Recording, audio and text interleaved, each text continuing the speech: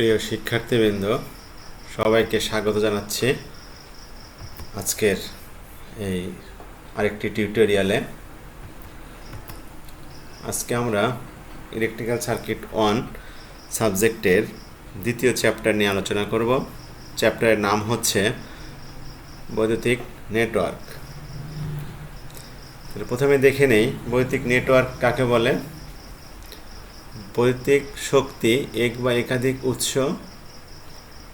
এবং বিভিন্ন প্রকার সার্কিট উপাদান পরস্পর সংযুক্ত যে কোনো ব্যবস্থাকেই নেটওয়ার্ক বলা হয়।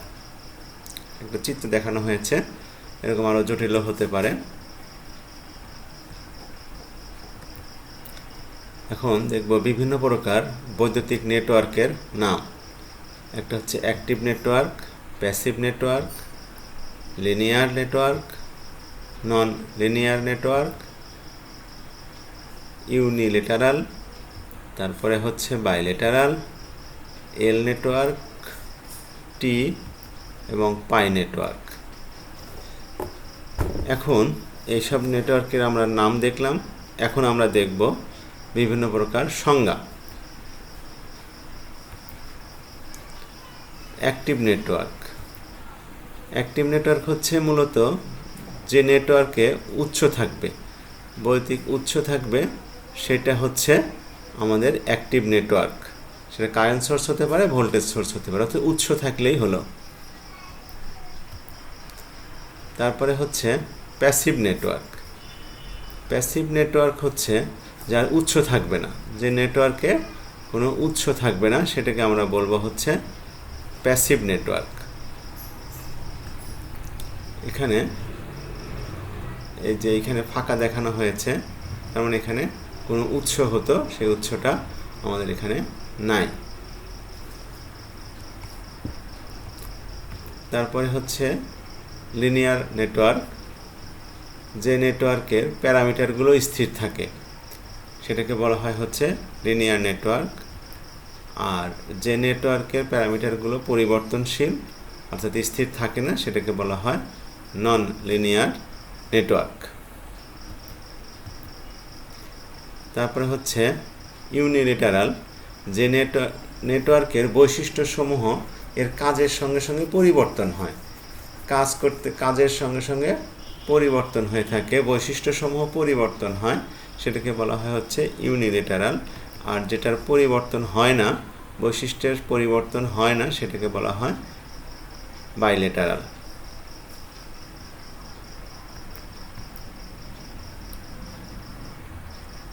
এখন হচ্ছে আমরা দেখছি এল নেটওয়ার্ক। এল নেটওয়ার্ক মূলত আমাদের ইংরেজি অক্ষর এল এর মতো, এই জন্য এটাকে বলা হয় এল নেটওয়ার্ক।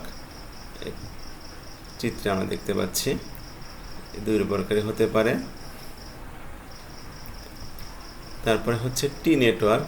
এটা ইংরেজি অক্ষর টি এর মতো দেখা যায় দেখে, এটাকে বলা হয় টি নেটওয়ার্ক।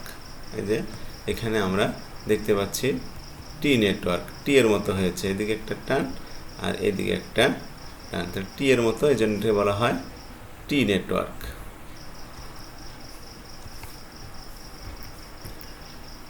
তারপর হচ্ছে পাই নেটওয়ার্ক। পাই নেটওয়ার্ক হচ্ছে এই তোমার প্যারামিটারগুলো পায়ের মতো, ল্যাটিন শব্দ পায়ের মতো, অক্ষর ল্যাটিন অক্ষর পায়ের মতো দেখতে, এই জন্য এটাকে বলা হয় পাই নেটওয়ার্ক। ভোল্টেজ সোর্স কাকে বলে? ভোল্টেজ সোর্স হচ্ছে লোডের কোনো পরিবর্তনে ভোল্টেজ স্থিরভাবে আমাদেরকে সরবরাহ দিবে, সেই উৎসটাকে বলা হয় ভোল্টেজ সোর্স। আমরা এই দুই প্রকার দেখতে পাচ্ছি, একটা হচ্ছে আদর্শ ভোল্টেজ সোর্স, আর একটা হচ্ছে প্রকৃত ভোল্টেজ সোর্স। এখানে আমরা চিত্র দেখলাম ভোল্টেজ সোর্স, এইটা হচ্ছে আমাদের ভোল্টেজ সোর্স, ব্যাটারি সিম্বল দ্বারা বোঝানো হয়েছে ভোল্টেজ সোর্স।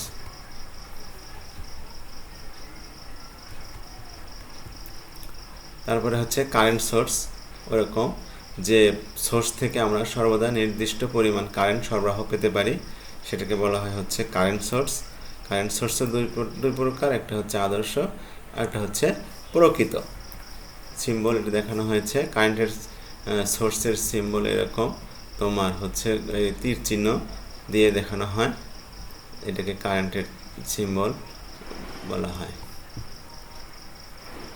এখন আমরা দেখব ভোল্টেজ সোর্স থেকে কিভাবে কারেন্ট সোর্সে রূপান্তর করে। ভোল্টেজ সোর্স থেকে কারেন্ট সোর্সে রূপান্তর করতে গেলে আমাদের যে কাজটি করতে হয়, যে ভোল্টেজ সোর্সের জায়গায় আমরা কি আঁকবো, কারেন্ট সোর্স। তারপরে এর যে ইন্টারনাল রেজিস্ট্যান্সটা আছে সেটা আমরা ওই সোর্সের প্যারালালে সংযোগ করে দেব, তাহলেই আমরা এখানে রূপান্তর হয়ে যাবে। মানে আমাদের যে যদি আমরা চিন্তা করি V I equal to V ভাগ আর,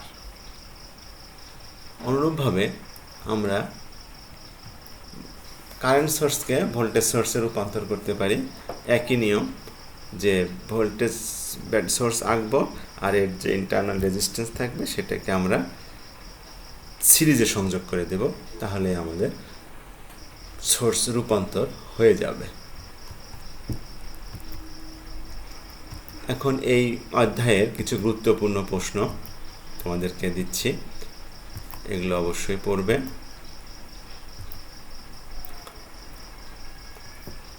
যেগুলো আলোচনা করলাম কিছু আলোচনার বাইরেও আছে, এগুলো তোমরা অবশ্যই ভালো রেজাল্টের জন্য পড়াশোনা করবে।